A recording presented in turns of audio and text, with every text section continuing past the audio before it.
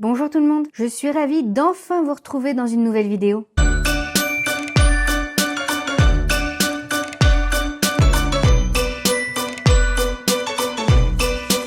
Comme vous avez pu le deviner, dans cette vidéo, on va parler donc du bilan de mon année 2020 et je vais également vous parler de mes projets et de mes envies pour 2021. Donc on va commencer par faire un bilan de mon année 2020. J'aurais aimé vous faire un bilan complet, bien explicatif, vraiment avec tous les détails, sauf que je vous avoue, comme beaucoup d'entre vous, mon année 2020 a été légèrement... Que ce soit au niveau des projets ou bien du bilan de mon année 2020, je vais vous parler de ça en 3 points, en 3 thèmes, on va dire. Ma vie perso, ma vie pro et puis également l'évolution de mon poids. Parce que c'est un sujet qui est récurrent et qui est assez important pour ma chaîne. Donc là, on va commencer par l'évolution de mon poids. Et pour rappel, en avril 2019, je me suis fait opérer d'une sleeve, donc d'une chirurgie bariatrique, pour perdre du poids. Et à ce jour, j'ai perdu à peu près 30 kilos. Et j'ai encore environ 30 kilos à perdre. Alors, je vois que il y a un peu de bordel. Je vous avoue, on vit dans une maison qui vit, donc là, j'ai pas eu le temps de ranger et c'est comme ça. Un jour, j'aurai un fond bien plus joli et bien plus personnel. Donc, début 2020, je faisais le poids que je fais actuellement. Donc vous allez me dire qu'il n'y a pas eu de changement, ça va, c'est bien, ça stagne. Sauf que pendant l'année, il y a eu quand même une variation de poids avec une prise grand maximum de 3 kilos. Et ça, c'était surtout pendant le premier confinement parce que je ne bougeais pas. Et comme je m'ennuyais, je mangeais, comme je le dis souvent dans mes vidéos. Quand je m'ennuie, je m'attaque à la bouffe. Donc bien évidemment, c'était pas comme avant, comme quand j'étais gamine adolescente, puisque mon estomac est rétréci. Mais c'est vrai qu'il m'est arrivé d'avoir des fringales sucrées comme salées et que ça a joué dans la prise de poids. Donc depuis, j'ai reperdu ces fameux 3 kilos sans grande difficulté, mais je reste quand même avec encore 30 kilos à perdre. 30 kilos qui pour l'instant sont toujours là, ont envie de rester là, j'ai l'impression. Et comme j'approche des 2 ans post-op, je vous avoue que je n'y crois tout simplement plus trop. Pendant cette année 2020, ça n'a pas été facile tous les jours, surtout psychologiquement. Bon, physiquement, je ressens la perte de poids des 30 kilos, je me sens plus légère on va dire, et surtout j'arrive à faire certaines choses que je ne pouvais pas faire avant, donc courir. Donc bien évidemment je ne fais pas des marathons, mais également typiquement période de Noël, moi j'adore aller dans les magasins et au rayon de décoration de Noël j'ai tendance à faire un peu mon enfant, et cette année je me suis aperçue que je pouvais sautiller, chose nouvelle qui m'a fait grandement plaisir. Psychologiquement parlant, on va dire que ça n'a pas été tout rose tous les jours. Bon, déjà avec cette histoire de pandémie. Je suis légèrement une angoissée de la vie. Et autant vous dire qu'au début de cette période si spéciale, j'ai vécu un enfer. Et en fait, avec cette histoire, j'ai augmenté tout ça. Non pas pour moi, parce que je suis pas forcément une personne à risque, ou du moins je ne le suis plus. Mais c'était surtout pour ma famille et particulièrement mes parents. En plus de ça, il y avait quand même un climat assez anxiogène et je vous avoue que ça a été quand même un bon combo. Bon, depuis, j'ai relativisé par rapport à cette situation, par rapport à cette histoire. Et je vous avoue que je suis beaucoup moins angoissée, beaucoup moins stressée. Même si je fais toujours très très attention à moi et à mes proches. Et aux gens qui nous entourent.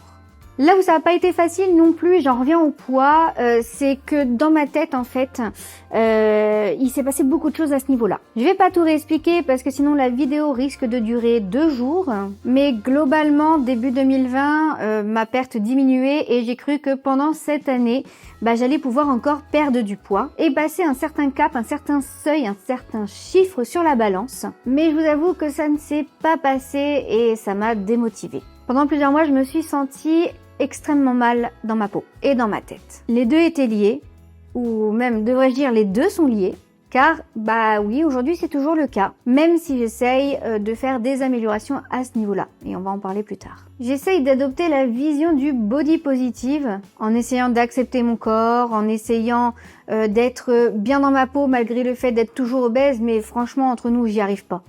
J'ai beau essayer de lire, de suivre des personnes qui sont très body positives, d'essayer de croire en l'acceptation de soi-même, je n'y arrive pas. C'est un travail qui va être très long chez moi et aujourd'hui, je n'y arrive pas tout simplement. Et ça a joué sur mon mal-être mental et physique pendant l'année 2020. En fait, il y a aussi autre chose, c'est que j'arrive plus à me regarder dans le miroir. C'est triste parce que j'ai perdu 30 kilos. J'ai quand même mon corps qui a changé. Bon, je l'ai déjà dit, je ne le vois pas forcément. Et en fait, comme pour moi, je suis toujours dans un corps disproportionné, j'ai beaucoup de mal à l'accepter et donc à me regarder dans le miroir. Je suis très intolérante envers lui en fait. Je ne l'accepte pas et pour moi, ce n'est pas moi, c'est quelque chose en plus qui est greffé à moi. Et en fait, j'ai limite de plus en plus de mal à m'accepter. Mais bon, voilà, il y a quelques temps, quand je me suis fait opérer, j'aurais pensé un jour pouvoir aimer cette enveloppe corporelle, ce qui n'est point le cas. Mais voilà, je garde l'espoir et je suis certaine qu'un jour j'y arriverai et qu'un jour je serai satisfaite de ce que je vois dans la glace et surtout de mon bien-être. Alors, concernant ma vie personnelle, le bilan, il est très simple, tout s'est très bien passé. Côté relationnel et famille, on vient de fêter nos 5 ans avec mon compagnon. On s'aime toujours autant. Mes amis et ma famille vont bien, sont en bonne santé. J'ai été tati pour la 3e fois, donc autant vous dire que tout va bien. Je vous ai parlé d'acceptation, de bien-être, etc. par rapport à mon poids, mais il y a aussi cette sensation qui me manque au niveau de ma vie professionnelle. En 2019, j'ai quitté une entreprise dans laquelle j'étais depuis un peu plus de 3 ans, où j'étais, quand je suis arrivée, commerciale, donc chargée d'un grand secteur. C'était tout simplement l'Est de la France. Et je travaillais également dans le service client. Et en fait, au fur et à mesure, dans cette entreprise, vous savez, dans la vie normale, quand quelqu'un travaille, on le fait évoluer. Là, en fait, j'ai régressé. Et bon, je ne vais pas vous dire l'entreprise, mais vous demandez à tous mes collègues, demandez aux personnes qui m'entourent. Il n'y avait pas de raison que je régresse. Au contraire, j'étais l'une des premières commerciales dans l'entreprise. J'ai formé beaucoup de personnes, j'ai eu des stagiaires sous mon aile. Je faisais de très bons chiffres, je faisais très souvent mes objectifs. Mais est-ce parce que je suis une femme? Parce que c'est un secteur très masculin. Est-ce parce que je suis une femme ou parce que je n'avais pas les mêmes diplômes que tout le monde? Quand j'ai quitté cette boîte, j'ai eu un regain de morale.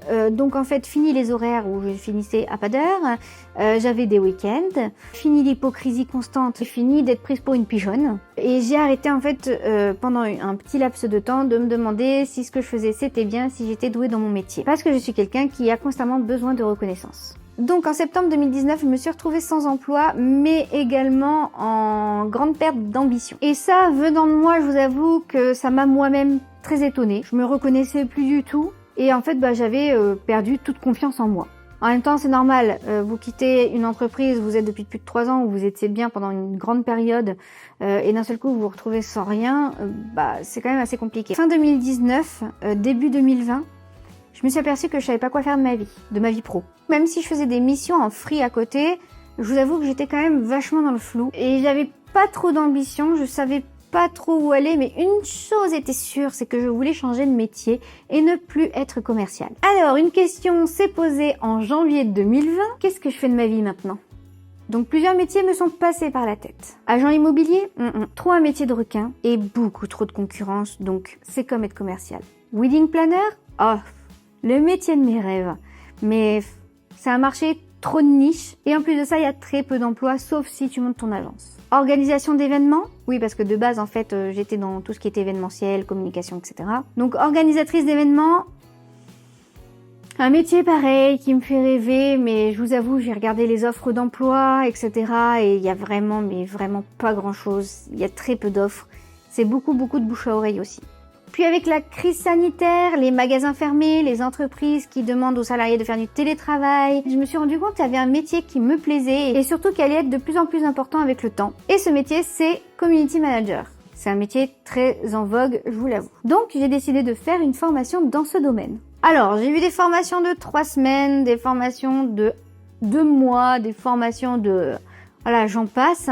Donc pour moi, il faut beaucoup plus pour apprendre que 3 semaines. Et j'ai au final choisi une formation de 8 mois. Donc autant vous dire que c'est pas encore demain que je vais retrouver un boulot. Mais je préfère ça et rentrer dans la vie active, dans la vie de community manager avec toutes les bases possibles. Donc ce sera 4 mois en formation de 35 heures par semaine et 4 mois en entreprise. Je suis très contente de cette nouvelle parce que je finis l'année 2020 avec une bonne nouvelle professionnelle et surtout avec de la motivation et de l'ambition. Voilà, donc c'est ici que se termine le bilan de l'année 2020 et on va passer maintenant aux projets et aux envies que j'ai pour l'année 2021. Bon, je vous épargne le côté j'aimerais que le corona s'arrête, qu'il n'existe plus, j'aimerais retrouver ma vie d'avant, ma vie sociale, etc. Parce que oui, c'est le cas, mais je pense que vous allez en entendre beaucoup parler dans les futures vidéos que vous allez trouver sur YouTube qui parlent donc de 2021. Niveau perso, mon projet à long terme, mais qui j'espère arrivera en 2021, c'est de quitter la région parisienne. Je veux partir de cette région. Je n'aime pas du tout l'ambiance, je n'aime pas du tout l'atmosphère et j'ai besoin de verdure. En gros, j'aime pas du tout la qualité de vie. Alors, j'aimerais particulièrement déménager dans les Vosges. Mon compagnon est vosgien et je vous avoue que j'ai eu un énorme coup de cœur pour ce département. Que ce soit au niveau de la beauté des paysages et surtout, je pense, de la qualité de vie qui doit être complètement différente de celle d'ici. En plus de ça, j'ai toujours vécu sur du plat, que ce soit en région parisienne ou sur le bassin d'Arcachon. Et là, de voir un peu de relief montagneux ne peut que me faire du bien.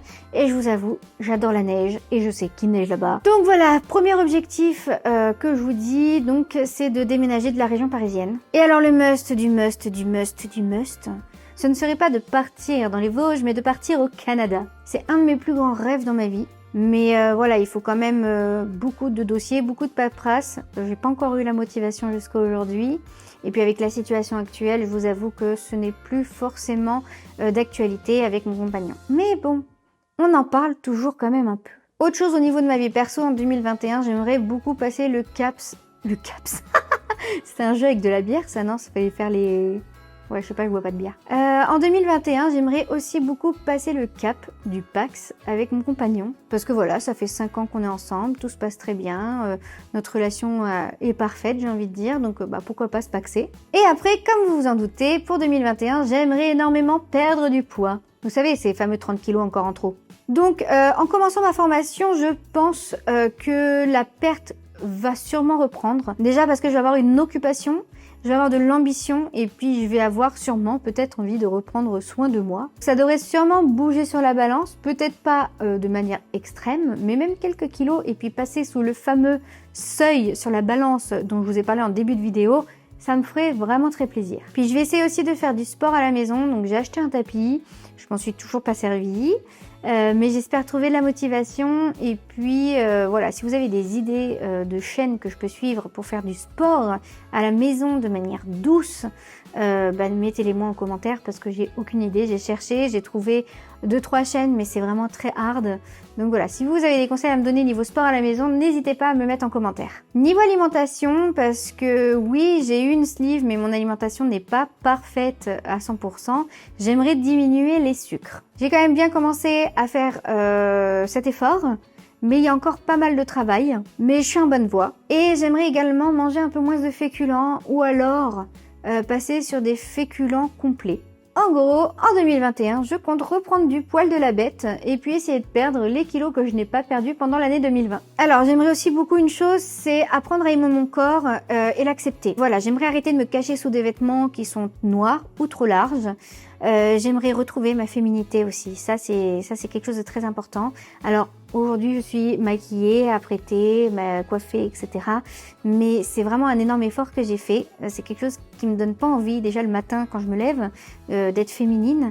Et puis c'est tout simplement un sentiment dans mon corps. Ça j'ai préparé une vidéo à ce sujet-là qui parlera donc de l'histoire de ma féminité et de ma féminité après la sleeve. Bon, maintenant parlons YouTube et réseaux sociaux. Donc cette année 2020, j'ai pas été la plus ponctuelle dans le domaine, mais pour 2021, je compte faire des efforts. Oui, je vais sortir un peu plus de contenu, je vais essayer de créer un blog. Je cherche pas la notoriété, je cherche juste à m'extérioriser. Parce que comme vous avez pu le comprendre, voilà, je suis pas toute tranquille dans ma tête. Et en fait, vous parler, m'extérioriser et me confier, ça me fait beaucoup de bien. Et j'aimerais plus le faire, encore plus le faire en 2021. J'aimerais également continuer à créer, à faire mes petites créations. Donc en fait, pour information, j'ai ouvert un shop sur Etsy pour vendre des créations en résine. Je fais principalement des barrettes, des colliers. Je faisais des choses Disney, mais j'ai complètement arrêté parce que Disney, ça me sort par les trous de nez. Mais voilà, j'ai quand même l'intention de continuer mes créations en résine. Pour l'instant, ça fonctionne bien, je suis assez contente. Et d'ailleurs, si vous voulez voir ce que je fais ou si vous voulez commander, je vous mets le nom donc du shop juste, je regarde le retour parce que comme ça me permet de savoir où je mets mes doigts, juste ici. Et je vous mets également le lien dans la barre d'infos. Pour finir, et pour moi, l'année 2021 va surtout porter sur ce sujet, c'est que je veux être bien dans ma vie professionnelle. Comme je vous ai dit, j'entame une formation de community manager et j'ai déjà un peu travaillé dans ce domaine-là et je sais déjà que ça me plaît. Mais en faire vraiment mon métier, ma profession, c'est vraiment quelque chose qui me plaît et que j'espère réussir donc pour cette année 2021. Bon, voilà, vous l'aurez remarqué, j'ai pas vraiment de projet extraordinaire comme faire le tour du monde, avoir un enfant, Maman, tu peux etc. pour 2021. Mais voilà, je l'axe vraiment sur mon futur professionnel. Après, il y a d'autres petites choses quand même que j'ai envie de faire en 2021, mais c'est des choses vraiment, on va dire, banales, assez courantes. Par exemple, me perfectionner en anglais, faire un peu plus de sorties culturelles si la situation nous le permet, renouveler ma garde-robe. Ça, je crois que ça va être une des choses qu'il va vraiment falloir que je fasse. Parce que je m'habille toujours avec mes vêtements beaucoup trop grands, 2-3 tailles au-dessus. Donc oui, des petites choses, mais qui ont quand même leur grande importance. Bref, mon année 2020 en 3 mots, ambition, épanouissement et sérénité. J'espère que cette vidéo vous a plu. Voilà, j'ai pas forcément l'habitude de faire des vidéos comme ça, je parle souvent d'un sujet vraiment spécifique, mais je trouve que c'est bien quand on suit des personnes sur YouTube de connaître leur vie, de connaître un peu leur passé et puis surtout d'en savoir un peu plus sur leur personnalité. Et également, ça m'intéresserait beaucoup de connaître vos projets, vos ambitions, donc pour l'année 2021 qui arrive dans très peu de temps. Je vous remercie encore, merci encore pour tout le soutien que vous m'apportez, que ce soit sur YouTube, Instagram. Et puis j'ai hâte de vous retrouver dans une nouvelle vidéo.